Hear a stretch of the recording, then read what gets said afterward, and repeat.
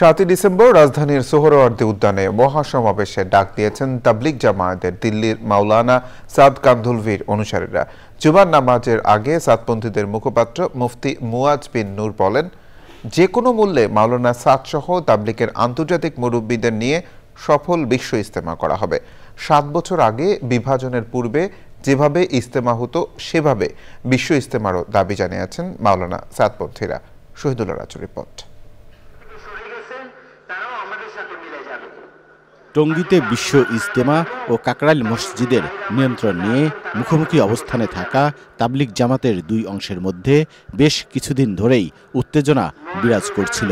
এমন পরিস্থিতিতে দুই পক্ষের সমঝোতায় সকাল থেকেই দেশের বিভিন্ন প্রান্ত থেকে কাকরাইল মারকাজ মসজিদে জড়ো হতে থাকেন তাবলিগ জামাতে মাওলানা সাদের অনুসারীরা।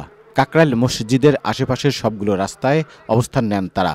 সাদপন্থীদের ব্যাপক সমাগমে লোকারণ্য হয়ে ওঠে পুরো এলাকা। সমাবেশে আসা মুসল্লিরা জানান, উম্মার কল্যাণের জন্য তাবলিগ জামাতের বিভাজনের সুরাহা চান তারা। চাচ্ছি যে পুরো বিশ্বের মানুষ দিনে পথে আসুক, হজরজি আসুক, একটা সুন্দর পরিবেশ কায়েম হোক, এটা চাইছি। আমি নাই আমাদের দিলে ব্যথা থাকে। তাবলিগে একটাই পক্ষ ছিল, এই একটা পক্ষই থাকুক আমরা চাই। বিশ্ব ইজতেমায় মাওলানা সাদ এবং তাবলিগ জামাতের সব মুরব্বীর উপস্থিতি নিশ্চিত করা সহ কয়েক দফা দাবি জানান মুসল্লিরা।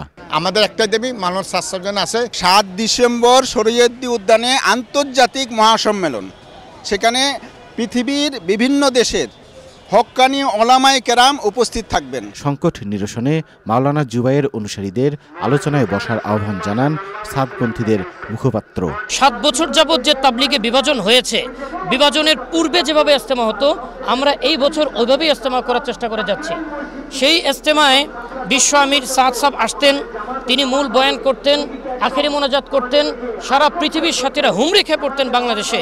আজকে 7 বছর যাবৎ তিনি আসতে পারেন না, যার কারণে বিশ্ব ইজতেমা তার মর্যাদা হারিয়েছে। সাদ সাহেবকে এনে এই বছর আমরা সফল বিশ্ব ইজতেমা করতে চাই একত্রে। জুমার নামাজের পর মোনাজাতের মধ্য দিয়ে শেষ হয় কাকরাইল মসজিদে সাদপন্থীদের সমাবেশ।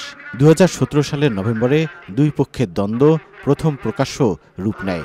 এরপর 7 বছর প্রশাসনের সিদ্ধান্তে কাকরাইল মসজিদে জুবাইরপন্থীরা 4 সপ্তাহ ও সাদপন্থীরা 2 সপ্তাহ করে পর্যায়ক্রমে তাদের কার্যক্রম পরিচালনা করে আসছেন। Shahidullah Raju, channel I, Dhaka.